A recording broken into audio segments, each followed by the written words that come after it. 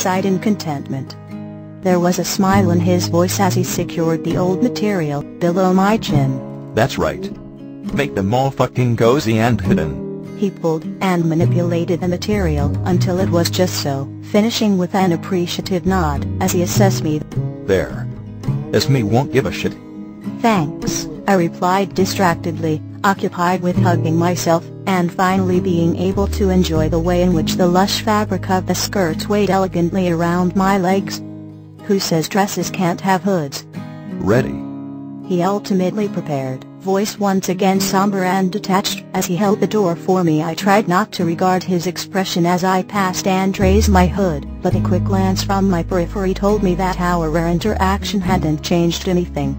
We didn't stand with them. Alice stood beside Esme, Emmett stood beside Carlisle, and Edward and I sat in the first row, slouched and focused. We were meant to stand with them, truly, but I was anxious, and Edward was stoic, and we were ruining their happy day. I'd have none of it. I watched their faces, their smiles, and I knew they would both be okay. Poor Carlisle had been so nervous all week that he looked positively drained, shoulders a little low, eyes a little swollen, cheeks a little sunken. Esme hadn't been much better. She'd kept asking us if we thought she'd be making a huge mistake by doing this. Of course, Alice and I had rolled our eyes and told her to shut up and wax your legs. Esme wasn't a perfect woman, and Carlisle wasn't a perfect man, but despite all the anxiety and bickering and paper-white expressions, they looked radiant and thrilled at that moment as they stood and exchanged vows. Yeah, it was a little sickening. Edward's arm was draped across the back of the pew behind me as he splayed his legs, lounging comfortably. His other hand was shoved into his pocket, and he was chewing on a piece of gum, sharp jaw flexing and stretching with each gnaw. His eyes lurched to mine and lingered, jaw stilling. I wanted so badly for him to say something about it as his green eyes stared into mine intensely. I wanted him to acknowledge the moment and display even a modicum of longing for this. I wanted him to tell me that we made each other perfect, just like Carlisle and me, and that nothing could ever come between us. I wanted him to tell me it would be us someday, that he'd stand before all our family and friends, and make those vows. For better or for bullshit. His jaw began moving once again, and he severed our gaze with an abruptness that pierced me. My chest constricted and I struggled not to grasp my stomach and curl into myself. The moment was left with this uncomfortable, gray air of resignation. He had to have felt it, had to have seen it in my eyes, and in the anticipative catch of my breath. When his hand found my shoulder and softly grasped it, it felt much like consolation, a hint of apology and guilt. Always guilt. I waited for the officiant sign, "I'll pronounce you," and the nikus and the their turn before I promptly fled Edward's side. I was grateful for my duty to prepare the cake as I exited through church doors, slipping off my heels in frustration. I ran through the churchyard, toward the neighboring banquet hall, though everyone else was surely driving. The grass was dewy and cold between my stocking-covered toes. The wind was biting and prickled my cheeks, my hair flopping lifelessly where it peeked from my hood. I realized belatedly that my cheeks were wet with tears, and I pushed my feet faster, the frilly skirt of my dress impeding my legs. I wanted to keep running away from that moment during the ceremony, running away from Edward's eyes, green and exhausted and lost, running away from uneaten meals, and the silence of our bedroom, running away from the last 8 months. I wanted to be the one to run first, this time. 5 minutes later, I arrived at the banquet hall, panting. The bottom of my dress was soaked, blades of grass and specks of soil sullying the pristine, yellow fabric. I braced my hands on my knees and bent forward, willing the last of my sobs to dissipate so that I could salvage the day for Esme's sake. I purged the cries from my body, cramming months' worth of anguish into the expedited span of a minute. I lacked the catharsis of sobbing freely, of making them weighty and significant, of experiencing the numbness that would usually come after such an outburst. With a stealing breath that pushed my bodice painfully into my skin, I wiped my tears and sniggled until I was certain my nose wouldn't run. confident that I could pass off the puffy eyes as the result of happy tears. I entered the hall and started toward the promising comfort of a cold, stainless steel kitchen. Edward's point of view.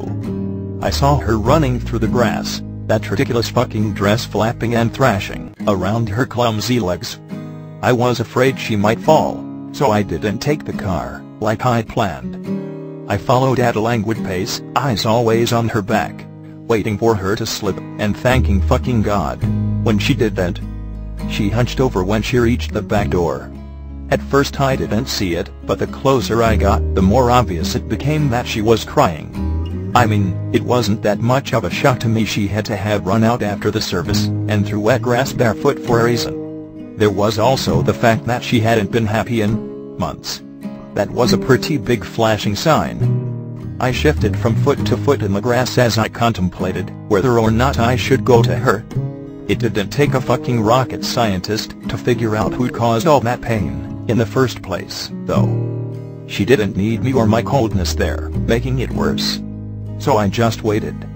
It was a little fascinating to watch, as most people were when they believed they were alone. Bella cried like a falling tree, like it was plummeting so slow and silent through the air, and even though I could see it coming, and knew the crash was just right fucking there, the sounds of destruction and the tremors beneath my feet still stole the breath from my lungs.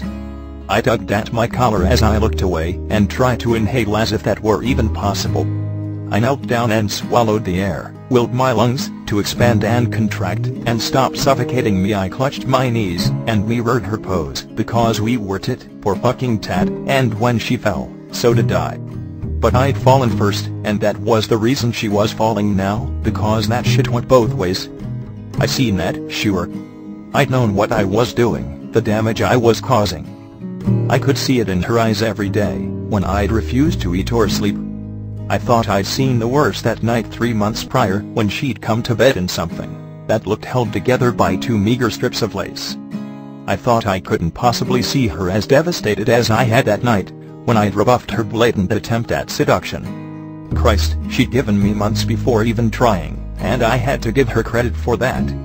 I was grateful for her patience, but the truth of the matter was that time didn't heal shit. I was so fucking sick of hearing that. It'll never go away, but it'll get better, Carlisle has said. Yeah, fucking right. I wanted to know when it'd get better. I was fed the fuck up with all of it. The only purpose waiting had served to accomplish was a sense of false hope. It'd never get better, I'd always be just a little dead inside. Bella would always fall because of it, and I'd never be able to catch her, because I was too fucking busy trying to catch myself. When she finally ducked inside, I straightened in relief regarding the expanse between the church and banquet hall, with empty eyes. I waited out there, in the in-between, long enough for every guest to have made the voyage to the reception. The sky was beginning to darken, and it was freezing balls, but I waited until the sun had set before I started toward the doors. Everyone was so dressed up and disgustingly fucking happy that I had to stifle a sneer. My stomach was killing me, my joints were aching. My head was pounding. My entire brain felt like mush. My eyes stung. My insides felt like they were decaying, bit by bit, organ by organ.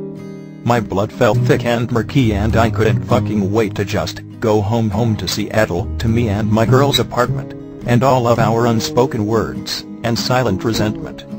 At least when I was there, the surroundings felt appropriate. You missing something? I looked to the voice from my side, and found Jasper standing coolly against the arched dining room. His hair was pulled back, longer now, and his hands were full.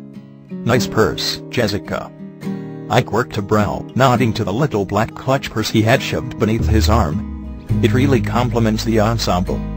He rolled his eyes, but covertly nestled it further into the cover of his jacket with a scowl. Fucking riot, you are. My fiancé needed to go to the car for a second, so I'm being a gentleman or some shit, he retorted, eyes all fucking narrow and smug. As me and Carlisle's wedding crap had been totally girl infectious. Alice had gotten so swept up in the concept that Jazz had eventually gotten the hint, and proposed. Well, kind of sort of. Actually, he'd had 8 shots of tequila, and had panicked after a particularly gruesome round of vomiting. I'm dying, guys. Fucking dying. I'm never going to get married, or learn Klingon, or break the world record for most spoons balanced on my face. Of course, this was followed by a slurred promise to fulfill all 3 lifelong goals. He was up to 3 spoons, and even though he'd only bothered to learn obscenities in Klingon, he had followed through on his promise to propose to Alice. Rosalie and Emmett, having been bitten by the wedding bug too, had already gotten married a month prior. I think Rosalie just had to go first, impatient little wench she was. The fact that she was already knocked the fuck up may have expedited things a little, too. Fucking idiots. I sighed, and rubbed at my forehead, the source of a pulsating ache, forcing my eyes closed. I wondered, is it time to eat yet?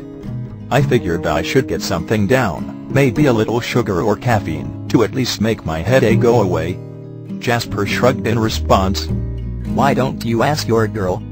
He replied, and then in lower voice, that I chose to ignore, added, or lack thereof. I cautioned a glance into the room. Before us, she's probably in the kitchen, I deduced. She'd been freakishly distracted by catering plans for the past 2 months. The timing of this wasn't lost on me. His hum was annoyingly suspicious, as he shifted to one side, assessing me with those all-fucking knowing eyes. Actually, she's sitting over there in the corner. He nodded his head in the direction of the dining hall, and my gaze followed. He added, You can't miss her. She's the one in the black hoodie, who looks like her boyfriend just spent the last year acting like a total piece of shit. Of course, when I finally spotted her, I completely disagreed. I wasn't a piece of shit, I was a whole shit. Like, a big steaming pile of it, too. Maybe a few piles. Maybe I was even a collective lifetime of shit. Yep, that sounded about right. To most motherfuckers, that would have been a really big insult and would have likely resulted in physical violence. But Jasper prick that he was only stating the obvious. So I just nodded. Yep. I shoved my hands into my pockets and inspected the toes of my shoes, all dirty and lacking the appropriate wedding shoe luster. Jasper wasn't done. You don't deserve her, he declared, lips pursed in contemplation, before he nodded, looking away. The way he said it was so fucking factual and simple, like saying the sky was blue. I shook my head. Nope. He continued. You're not good enough. Not even a little bit. He began laughing then, all toothy grin and purse clutched to his bouncing stomach. You really get off on this, don't you, you sick fuck? I rolled my eyes, finally snapping, yep Jez. It's a real hoot. I left him there in the entryway with his clutch purse, and his arrogance, because Jez thought he knew me, and maybe he did, but he didn't understand me. Only one person truly understood me, and she was sitting alone in a corner, with her head resting on her folded arms, eyes fatigued, brow angry, lips a thin line, that told a silent story of I hate my fucking life. Mind? I asked, chancing a weak smile and gesturing to the chair at her side. I don't know what I was expecting. Maybe I was waiting for her to finally get fed up and tell me to pack my shit. It couldn't be much longer before she did. How much of my sorry bullshit would she take? Instead, she simply nodded and sat up, fiddling with an extravagantly thick cocktail napkin. An uncomfortable silence stretched between us as we stared over the dance floor. Carlisle's colleagues were all old dudes who were attempting to do something. I wouldn't call it dancing, because it wasn't. It looked more like they were trying to jack off without using their hands. You hungry? Bella asked without sparing me a glance. Her voice was even, but clearly detached. I supposed she was probably expecting me to say no, but, yep, actually. I puffed out a hard sigh, knee bouncing as I elaborated, I'm fucking starving. And I really was, which was a little unexpected. Her head swiveled to meet my gaze so sharply that her hood fell halfway from her head. Her lips were pursed into a stunned, oh, eyes wide. Really? She asked, and at my enthusiastic nod, straightened. She began picking at the ends of her sleeves, folding them around her fists, as she offered. There's beef, and chicken, and some seafood, but I know how you feel about shellfish. She sucked in a small breath and was visibly holding it, shoulders high, eyes cautious. I was admittedly taken aback by her reaction. Had I really been that bad? So bad that even the thought of me wanting food without the aid of chemical intervention was a big fucking deal. Yeah, probably.